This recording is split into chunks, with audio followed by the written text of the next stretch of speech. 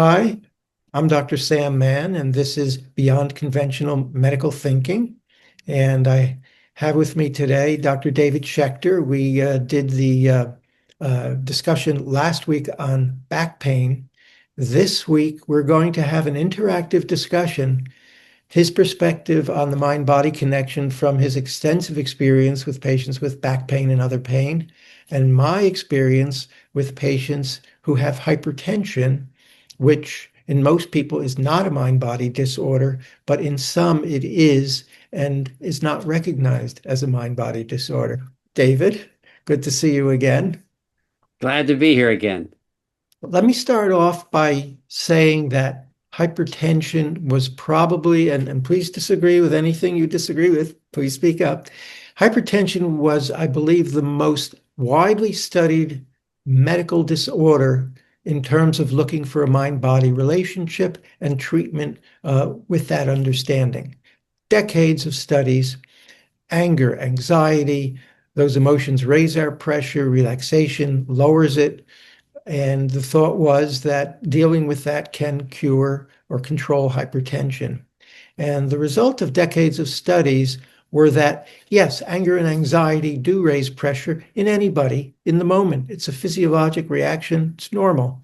And likewise, relaxation lowers it in the moment. But does it have long-standing benefit in terms of blood pressure control? They failed to prove it.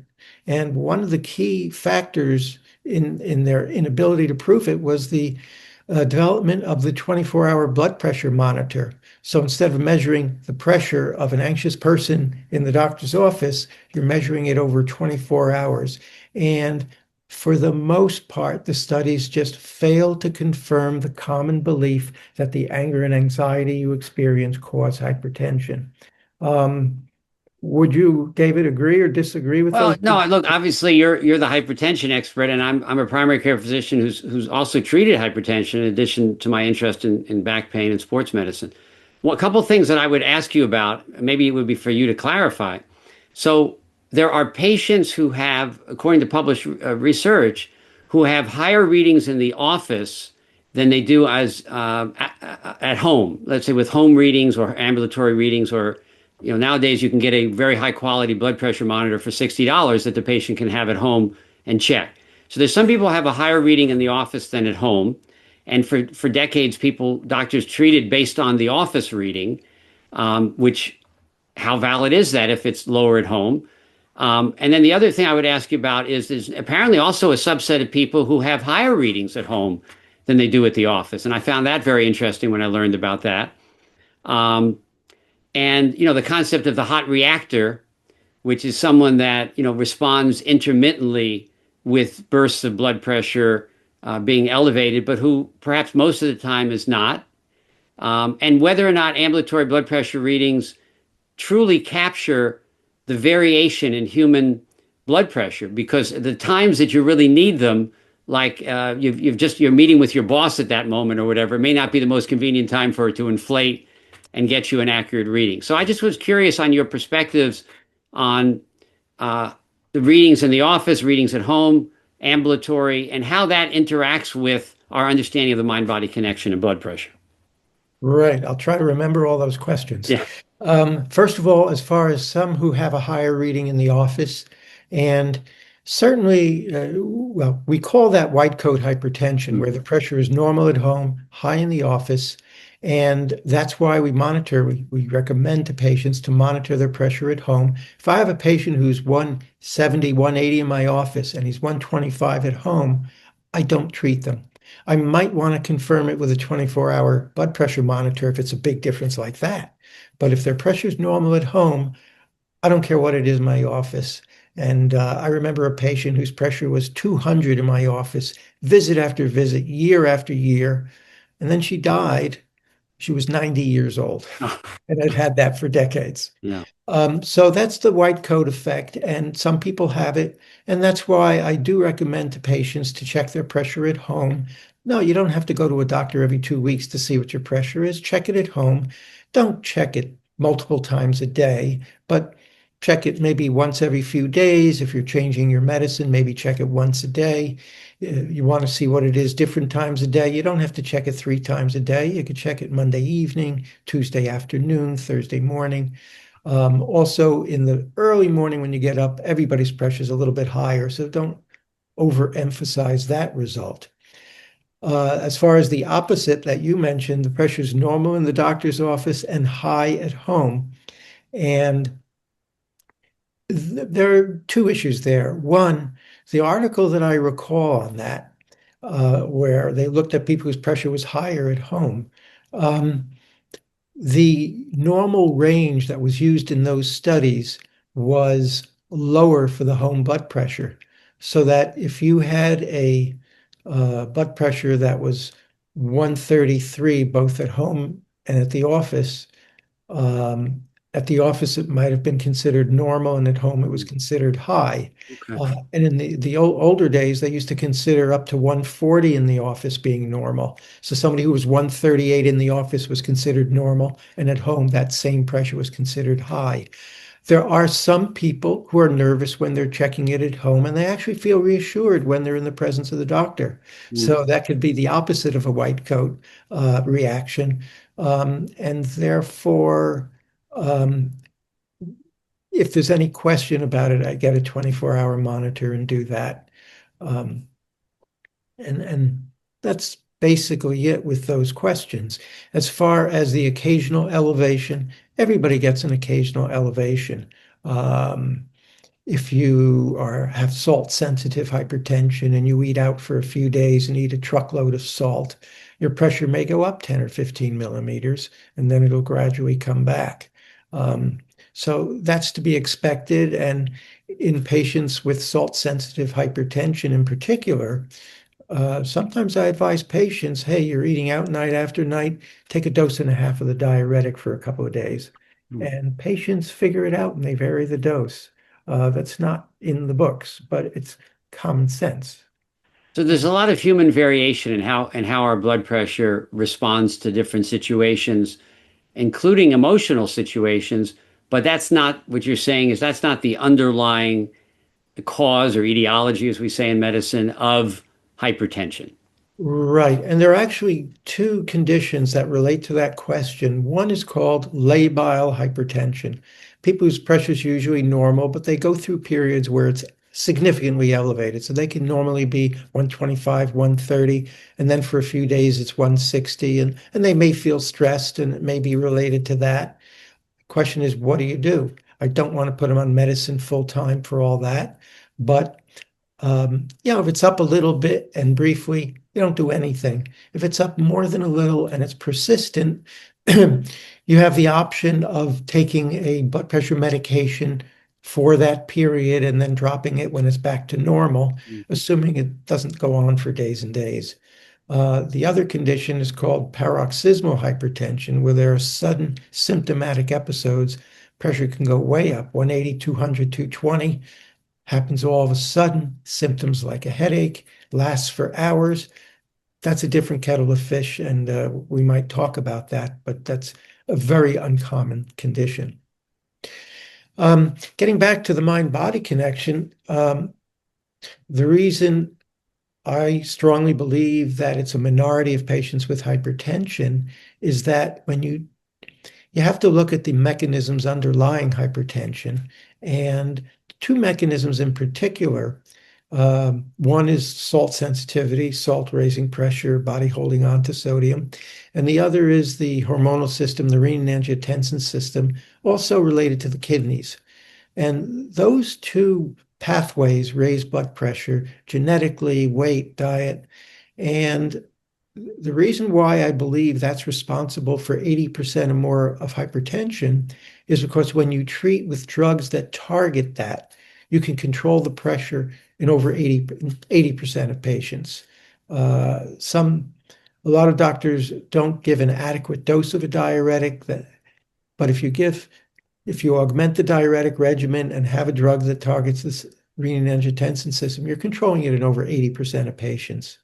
So then I'm talking about the other 20% where there might be a mind-body connection, and it's not the occasional elevation. Um, And what is the third mechanism? I mentioned two that were related to the kidneys. Third mechanism is the sympathetic nervous system, our fight or flight reflex. And studies show people with resistant hypertension, people with severe hypertension, there's evidence of increased sympathetic nervous system tone. And it's important for two reasons. One, for them, medication, blood pressure medication targeting sympathetic nervous system is very often effective. And interestingly, in the 2025 hypertension treatment guidelines, they barely even mention the sympathetic nervous system or the drugs to target it. And it's amazing the absence of that. What are your favorite drugs to target the sympathetic nervous system? Okay. The sympathetic nervous system traditionally forever was clonidine, uh, which reduces sympathetic tone and lowers pressure. I don't like to prescribe it. It causes drowsiness, dry mouth, and so it bothers people. And then you have a problem with compliance with medication because they don't feel great on it. What I like to use are the beta blockers and the alpha blockers. And those target the sympathetic nervous system. The beta blockers reduce the heart rate and cardiac output, and the alpha blockers cause vascular relaxation. They relieve the vasoconstriction of the arteries, and that lowers pressure. The interesting thing is neither one by itself reduces blood pressure caused by sympathetic nervous system stimulation. It's the combination of the two. And the right combination is just not widely prescribed. And I could talk for 20 minutes about misdirection of pharmaceutical strategies. And I think they missed the point. But the From a combination, mind body perspective, are there ways to address sympathetic tone, or do you think that sympathetic tone is related to the emotions and how we're processing it, since the fight or flight response is a sympathetic response? right. That's the population where I think there is the mind-body connection, those whose hypertension is driven by the sympathetic nervous system.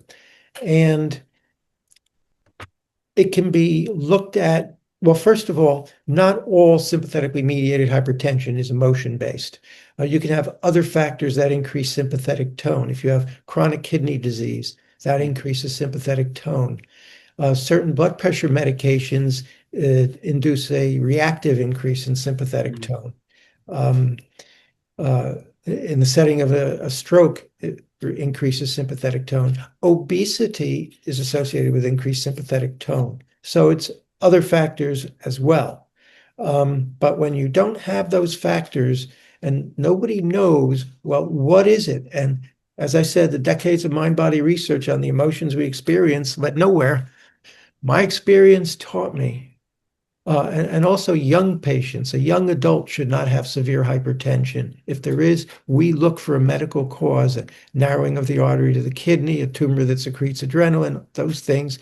We find an explanation in 10%. 90% of the time, these patients with increased sympathetic tone, we don't have an explanation unless we begin to look at the mind-body connection in a different way. And also one complication in trying to ascertain sympathetic tone, to this day, we do not have a convenient test to measure sympathetic tone in a patient. There are research techniques, but in terms of the clinic and the office, we don't.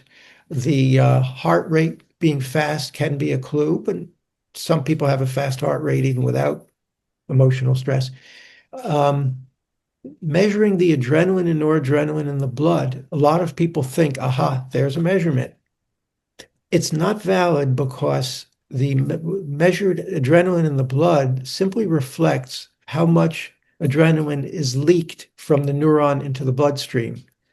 And that's not related to how much is secreted. You could have an average secretion rate, but it leaks more into the blood. You get a higher level. A tumor that secretes adrenaline, a pheochromocytoma, is different because the level is way, way, way above the normal. And that's why we can use that test to rule out that tumor. But in terms of sympathetic nervous system tone, measuring the adrenaline, noradrenaline, blood, or urine is not a clue. So then what are the clues?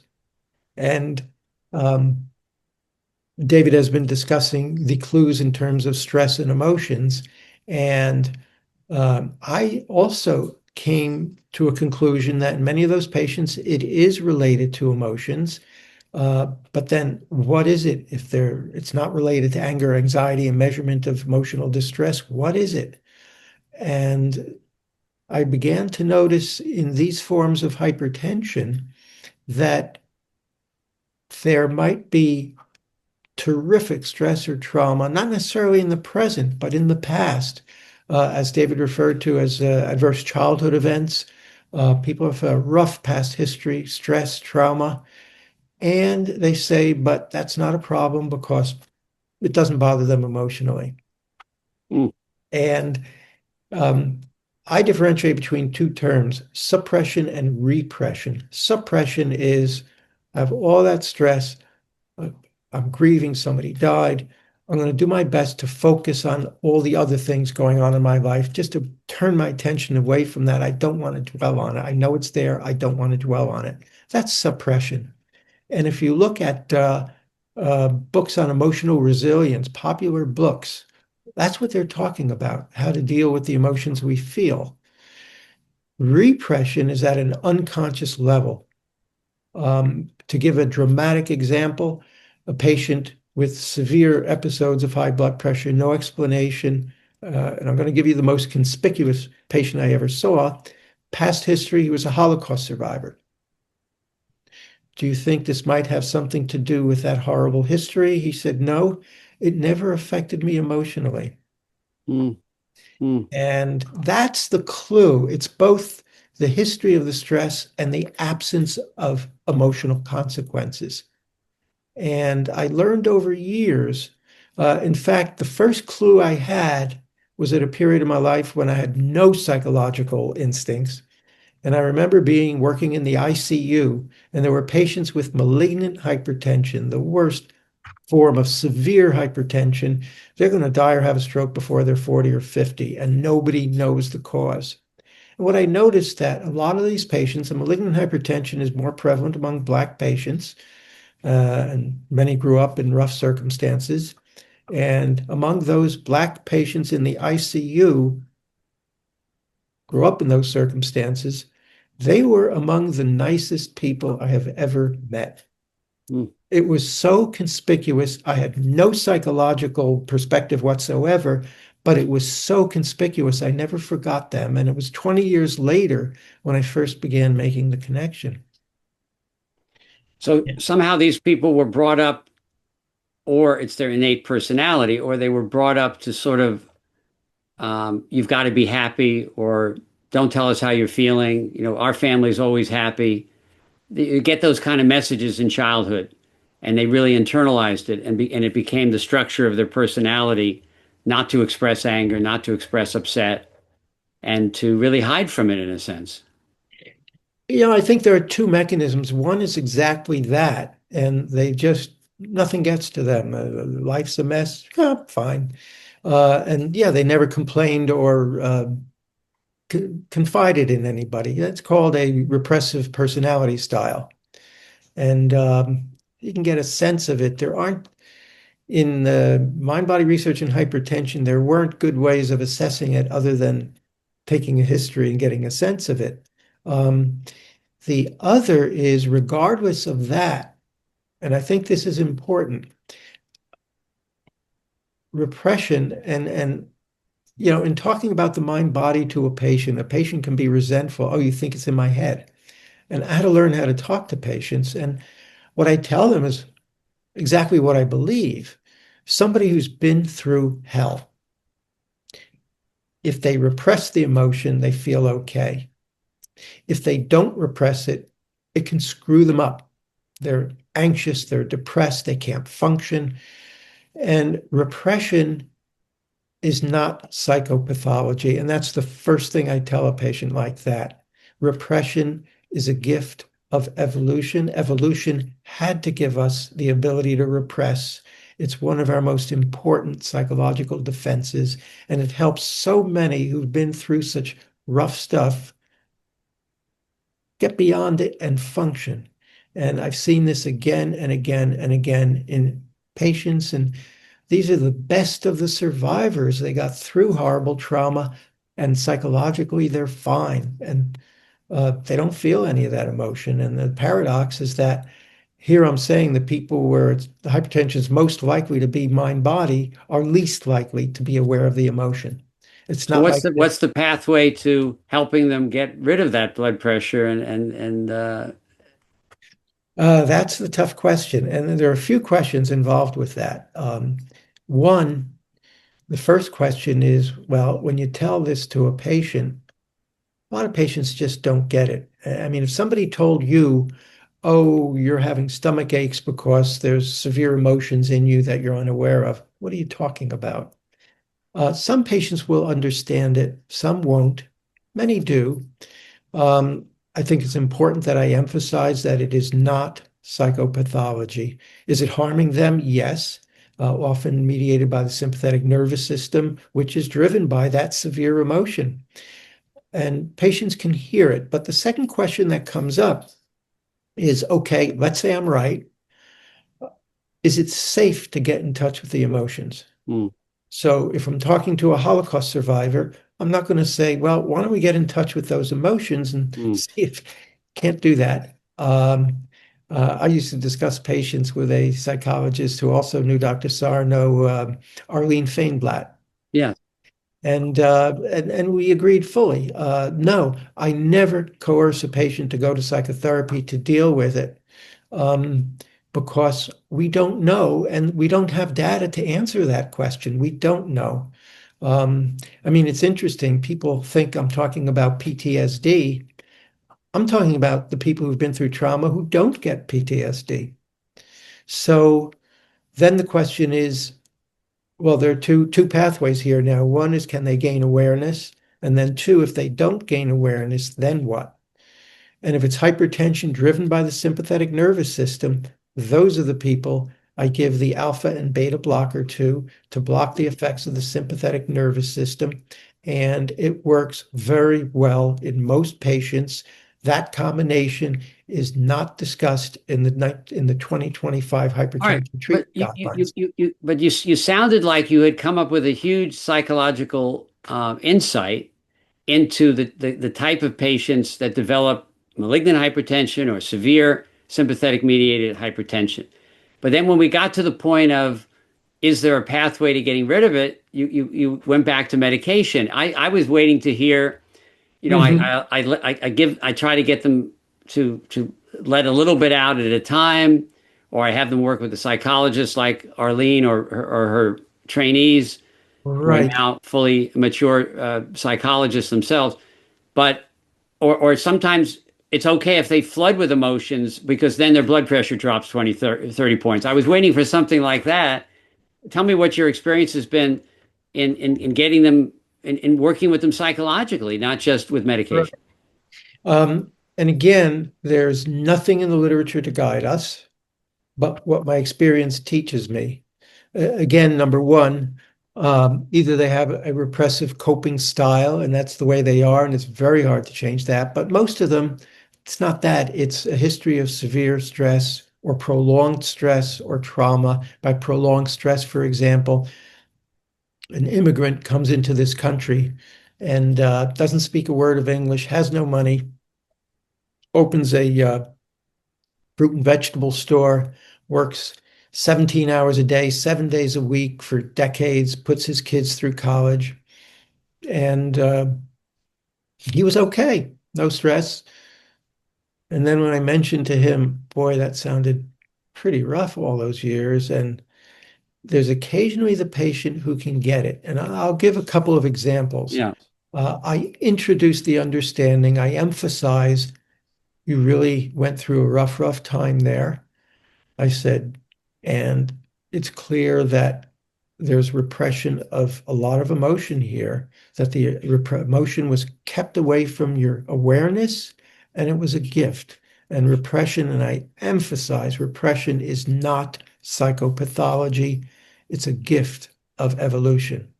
Um, uh, Take a step backward. First of all, how do I know that this is in that category. And I do take a history first visit. I don't know the patient. It's the first visit.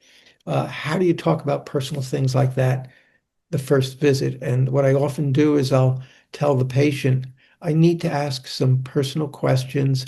I don't know if they're relevant or not unless I ask. Is that all right? I've never had a patient say no. Hmm. And when I take a history, and the first visit, unfortunately, is the only time when you have that extra time. Revisits, you're rushed. And I do ask, and I ask about past history. I ask about childhood. And particularly in somebody with severe hypertension or hypertension at a young age or resistant hypertension, I'm going to look and ask more carefully. And sometimes at first glance, there was no history, but then you keep asking, and then you hear stuff that was pretty rough. So does that lead you to then recommend them to read your book, or does it lead to other recommendations that have a emotional or mind body or psychological or educational element to them? Right. And the question is about dealing with it psychologically. And first, you get a sense of the reaction of the patient. If the patient just doesn't get it at all, I stop there. And one reason I can stop there is because depending on the type of condition, there are medications that can help the condition even without dealing with it Yeah. as a physician. So, for example, as I said, the alpha beta blockade for sympathetic nervous system, there's one type of hypertension where people have sudden episodes of severe blood pressure elevation. Their pressure could be normal, normal, normal, and then all of a sudden they have a headache and their pressure is 200 over 120 and they're in the ER. Stays up for hours, comes back to normal till it happens again, days or weeks later, again and again and again. It's called paroxysmal hypertension. Every doctor suspects an adrenaline secreting tumor. You find that tumor in 1%, 99%. Nobody knew its cause. Nobody knew its treatment. And these are patients, many of whom had horrible stories. And my sense is, they listen to what I'm saying, but I just don't see them approaching anything emotionally. And then I decided, well, let me try an N of one experiment, the Holocaust patient. Let me give him an antidepressant. He wasn't depressed, wasn't anxious. He got angry. He didn't come back for 3 months. And then he said, I have no choice. And it worked. And in a recent paper, what percentage of people with paroxysmal hypertension respond to an antidepressant with no further attacks? 90%. Mm. What other medication can prevent recurrent episodes? None are known. The other approach is to just treat it in the emergency room or at home with an emergency pill again and again. So again, I don't refer them generally to a psychologist unless they have a sense of, gee, yeah, I feel that, yeah, or some acknowledgement of awareness of it as opposed to, uh-huh. And I don't refer them to psychologists for two reasons. One, those patients tend to be resistant to psychotherapy. Even if they try it, it would take a long time to break through. And they wouldn't have the motivation because they don't have the emotional distress to motivate them to go to the psychologist. And then the second thing is, again, I don't know if it's safe to push them to get into it. But if at that first visit, and I describe this, I've had patients get teary Yeah. and they'll tell me, gee, that's the first time I ever shed a tear about that. And we talk about it and they go home. And the interesting thing is just that recognition at the first visit. They go home, yes, read my book. You're in the book. And they are literally. Um, and they cry. And the one thing I tell them in the office, if emotions related to that horrible event that have been blocked off completely by that powerful barrier, if that barrier that protected you allows you to feel it just from mere words, trust it. That barrier would not collapse all of a sudden from a few words. And they cry and they talk with their loved one or whoever, or not necessarily anybody, and they get it. It's the awareness that provides a self-cure. And the patients who I have who come back and tell me, hey, I have no more attacks, or hey, I have no more migraines. Um, Even a patient with chronic fatigue, which is another condition worth discussing, Yeah. they're cured by the time they get back. So, for example, a patient I had seen who then I referred to a trauma psychologist. The psychologist at the third visit told her, you don't need me. It's a self-healing if the unconscious barrier allows it in and you can trust it. There is self-healing, and further consultation with a trauma psychologist can be helpful in dealing with those emotions. But the breakthrough is by the patient by themselves. Have you seen the blood pressure drop in some of these people who begin to let the emotions out or let them in, if you want to say? Absolutely. I had a patient who had hypertension for 30 years from the age of 18. Now, who has significant hypertension at 18 and for 30 years? It's got to be a reason. Tests were all negative. I was seeing her only for a few years in her late 40s, and on 5 medications, her blood pressure was in the 150s over 100s. Mm, She came in one day and she said, I haven't slept for 2 weeks because of a recurring nightmare. What's the nightmare? A man comes up from behind and attacks me. mm, Who attacked you in the past? When she was 14, she was raped by mm, her sister's fiance. mm, So what happened? Her father told her not to tell anybody. We don't want to create a family scandal. mm, She ended up hospitalized with severe pelvic inflammatory disease, infection from the rape. She was never able to bear children. mm. And that day in my office was the first time in 30 years she had mentioned this to anybody. I measured her pressure. It was 240 over 150. I wanted to hospitalize her. She refused, promised to come back the next day, had a good night's sleep. Next day, her pressure was in the 120s. It was normal. Wow. And it stayed in the 120s even after I eliminated 3 of her 5 drugs. That was the most dramatic. That was a case history that I published in a psychosomatic medicine journal. Yeah.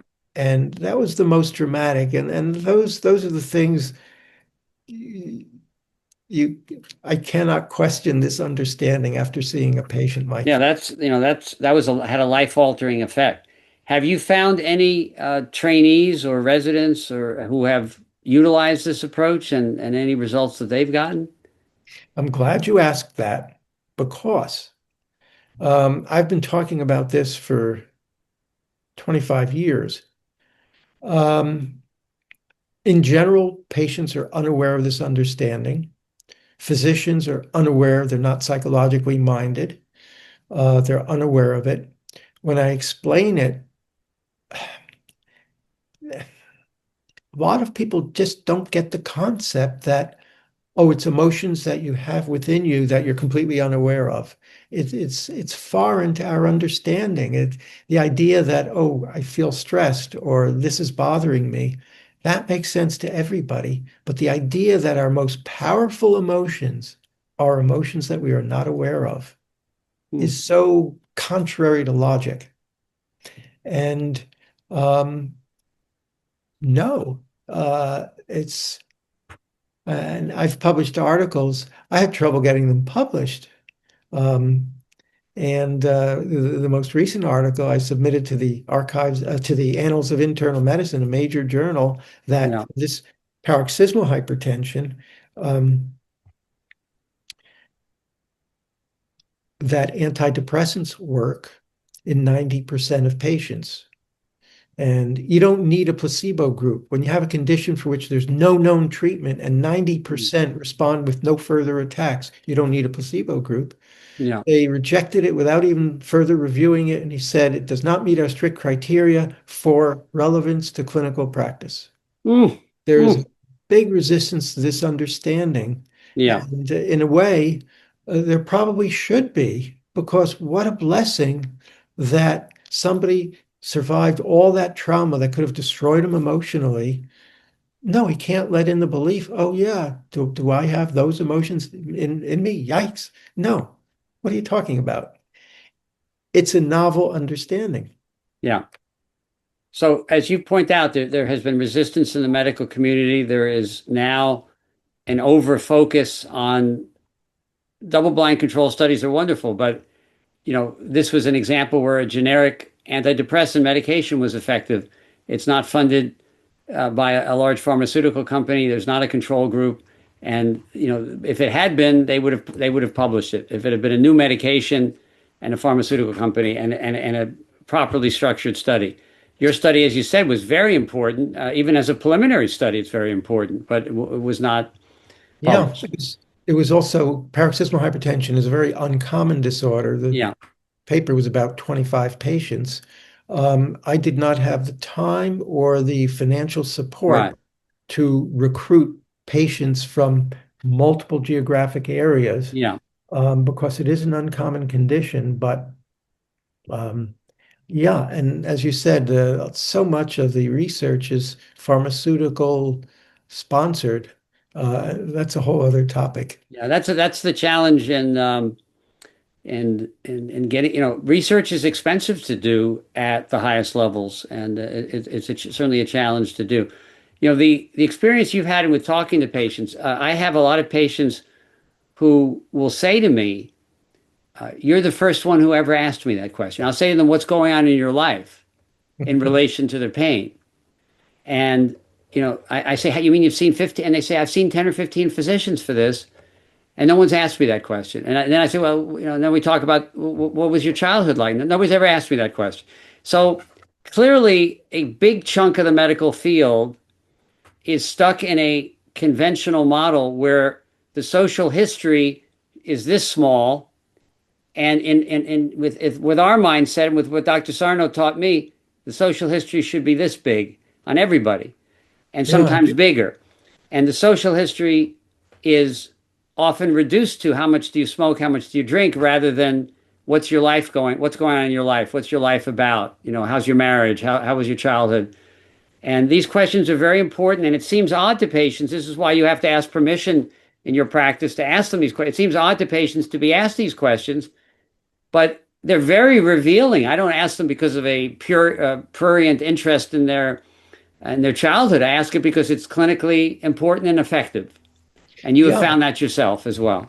I mean, I don't ask a patient at the first visit, have you ever been raped? I don't go that far, but maybe, No, maybe but you can that's, but you can ask, have you yeah, had emotionally traumatic? I mean, you do this essentially, but if there's any physicians listening, you could ask.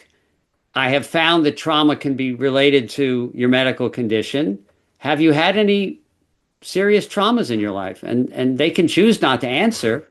You're yeah, not forcing them, but you're asking a question you think is medically appropriate. Just like if you had a patient with erectile dysfunction, there'd be certain questions to ask that would be medically appropriate, et cetera. So in any event, we both have run into some of the challenges, some of the pitfalls, and some of the excitement of doing a mind body practice, yeah, and what it's all about. And some of these dramatic recovery cases. I mean, in my practice, I'm not an open heart surgeon, and yet I regularly have people whose lives are dramatically transformed or who get their life back as a result of my approach. And you saw that in your practice with certain patients as well, where their life was dramatically transformed by your approach. So that's really what keeps, I guess, us going in this field.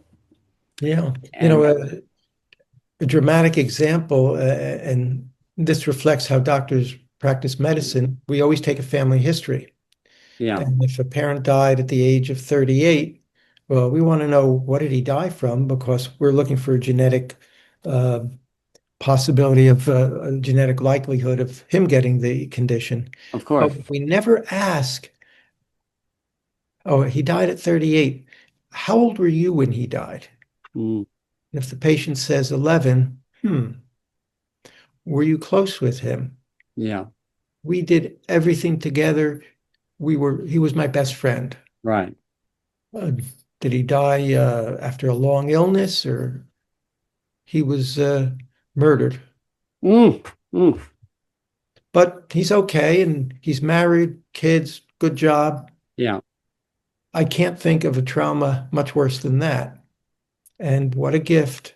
Horrible trauma, and yet some people we know have support when that happens, and some don't. And the ones who don't have the support obviously are generally going to do worse than the ones who have community and family and uncles and aunts and support in addition to their mother, hopefully. I literally congratulate the patient on being able to have Yeah, not felt it, because that's what was necessary. And there's yeah, one other condition I'll be talking about in a future podcast where I think this understanding is relevant, and I'm curious your thoughts about it. Chronic fatigue syndrome. yeah, yeah. Because overall, we don't know the cause. We don't know the treatment. People suffer for years, Right. often unable to work. Um, and the studies tell us that depression or uh, anxiety follow the onset of the illness. They don't precede it. Mm, mm. And what is your experience with patients with I had a chronic woman fatigue? recently who was a very high achiever and who pushed herself, achieved, and then sort of had a collapse where she developed chronic fatigue. And it really seemed like it was her nervous system saying, I've just had too much. I need a break. And I think she's trying to get a new perspective on her life. And I think she's gradually getting more active in a graduated way with my advice and help and her own insights. But she's not going back to that dog eat dog world that she was in because it was just too much. It was too much for her. It was too much probably for anybody. But so chronic fatigue is complicated and there's lots of different causes, but many people do well with a neuroplastic approach to it. And then graduated activity, starting with very, very slow increments.